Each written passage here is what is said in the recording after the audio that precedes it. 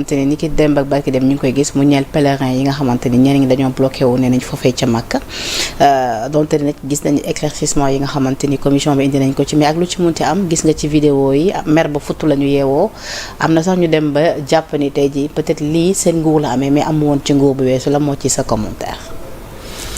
oui xam nga bu amee ñu am ay jafe-jafe mag nañ leen di masawu ndaxte bu la sa waa kër yëkkatee wala yow mi nga jógal sa bopp wala sa entreprise yóbbu la pour nga dem effectuer le 5e pilier de l'islam da ngay ñaan yàlla nga dem ci jàmm nga bisiwaat fekk sa njaboot bon bu la ci jafe-jafe fekkee aussi du neex kenn mais dama bëgg simplement aussi que nañu bàyyi xel ci manipulation yi parce que dañoo nekk ci jamono yoo xam ne dafa bëri manipulation gis nañ ne ren macha allah depuis ci départ bi ba ci retour bi tout se passait de façon excellemment bien donc am na ñoo xam ne loolu du neex ci seen xol léeg-léeg ñu indi tuuti manipulation pour wax nit ñi ne voilà situation bi nit ñi nekkee foofu gis nañ ne en tout cas tous les pèlerins sont partis à la Mecque dans d'excellentes conditions ñuy ñibbisi également ñu ñibbisi dans d'excellentes conditions boo amee tuuti rëq-rëq c'est en cela qu'on salue les éclaircissements apportés par la commission mais ndax mën nañ ko jàppee quelque part manipulation bu ñu xoolee ñu gis ci image yi ay pèlerins lañ gis ñoom seen bopp ñu taxaw di kaas. waaw bon xam nga mën na dal peut-être quelques personnes mais surtout amplification bi moom mooy lu xaw a jaaxal nit ñi quoi. Moi, j'ai des gens de ma famille qui sont partis, qui sont pas encore revenus. Mais c'est des situations qui arrivent. Mais à tout compte fait, lu xew ren buñ ko comparer ak yi fi daan am y a pas photo. gis nga ni daal am na ay progrès rëy yu nga xamante ni def ngeen ko ci. man dégg naa ay pèlerins yu bëri yu rafetlu ni pèlerinage bi doxee ren. bon à toute règle y a une exception. mais est-ce que du ñeneen ñi de c'est-à-dire s'attendre plus à ce que pour cette année ci mu bañ a am benn couac. oui mais xam nga perfection moom doomi aadama moomu ko yàlla moo ko moom nit ñi dañuy sabablu rek. et je crois qu'il faut féliciter en cela aussi bien le ministre de l'intégration africaine et des affaires étrangères Sokhna Yacine Fall mais également le ministre des transports ak compagnie yi nga xam ne ñu ngi liggéey ak commission bi. Yacine Fall bi nga tudd nii nag nekk tamit jëwriñ ñoo xam ne aussi mën nañu bañ a nekk exactement des pèlerins yoo xam ne commission bi lañ la yóbbu parce que aussi il y a beaucoup de privés qui interviennent dans cela même si à ce niveau-là aussi il y a un accompagnement de l'État. mais Dianté yaa ngi félicité léegi Yacine Fall mais Yacine Fall nekk tamit jëwriñ bi nga xamante ni attaqué ci moom bëri na lool yaa ngi koy gis également sur la toile. oui mais aussi c'est une actrice politique du bañ. am na ñu jàpp ni liggéeyam des na dëgg-dëgg ci wàllu diplomatie ci Sénégal diplomatie bi fi mu yeggoon ak léegi fi mu yegg si te pourtant yow yaa ngi koy félicité ndax da nga bokkut ak gis-gis ak ñenn ñi. non mais xam nga Yacine tegul boppam foofu njiitu réew mi nga xam ne moom la Sénégal lay fal te mu soxla ñu ko jàppale ci liggéey bi moom moo ko choisir ànd ak premier ministre am ñu fal ko. donc je crois que booba léegi moo ngi def liggéey bu am solo te bëriwul wax nag xam naa moo tax gars yi jàpp ne liggéeyul te comme diplomatie lañ ko dënk la diplomatie c'est pas dans les rues.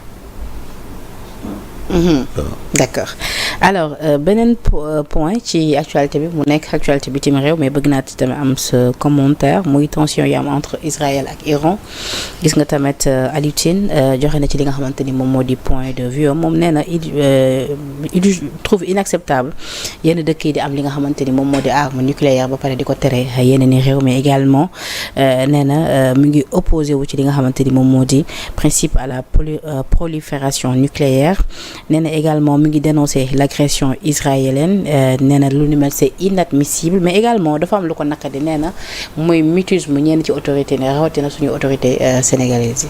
kan ma wax loolu. Aliou Tine jàpp ni daal réewum Sénégal waroon nañ génn wax ñu dégg leen vu seen position rawatina le président.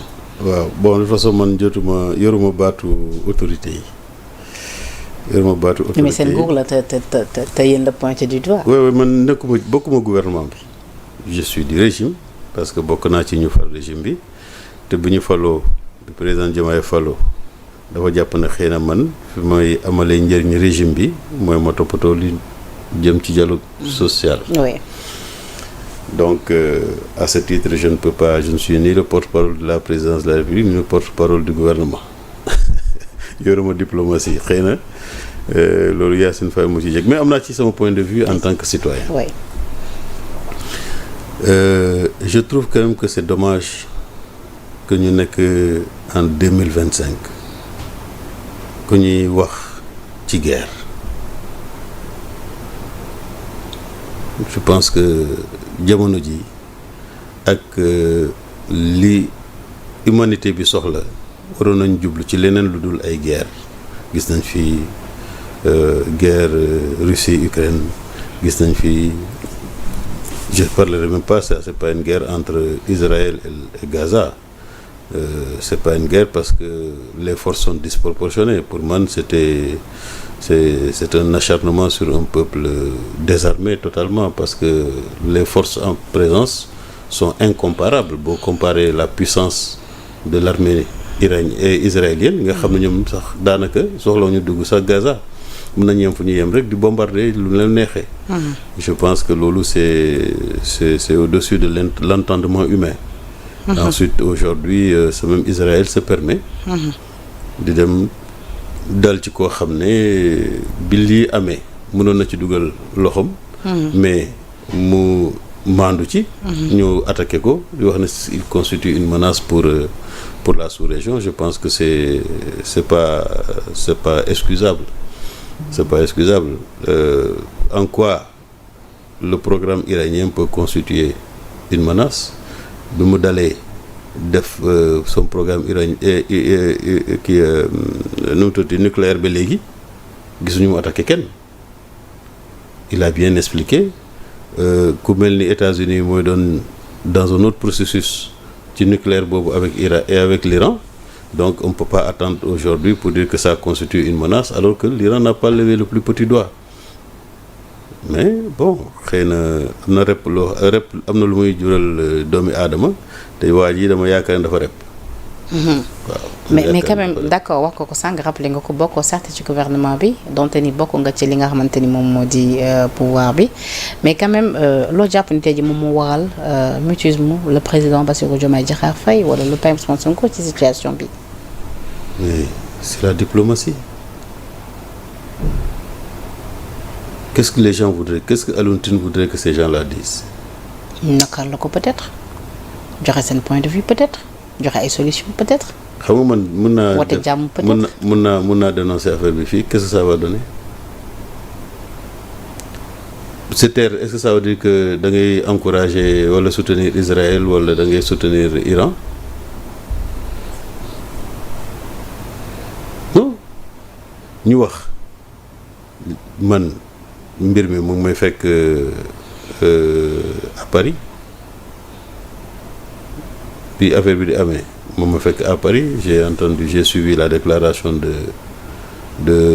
Emmanuel Macron, mais j'ai failli me boucher les oreilles bëgg moon dégg sax lu muy wax. mais nee na vu l'ampleur de li nga xamante ni moom moo di conflit bi, dégâts yi mu mën a générer. xam nga ça aurait pu se passer entre la Guinée-Conakry et la Sierra Leone, ou bien entre la Guinée-Conakry et le Mali, que nga ne Sénégal lu muy noppi.